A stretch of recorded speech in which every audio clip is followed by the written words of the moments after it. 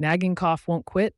Try this natural onion and honey syrup. It actually works. Here's how to make it. Home remedy expert instructively begins. Slice one red onion. Add 2-3 tablespoons of raw honey. Let it sit for a few hours until it forms a syrup. Why it works? Onion breaks up mucus. Honey soothes your throat and calms coughing. Take 1 spoon every few hours. It's simple, natural, and effective, just like grandma's remedy. The home remedy expert reassures. Like, share, and follow for more quick health tips.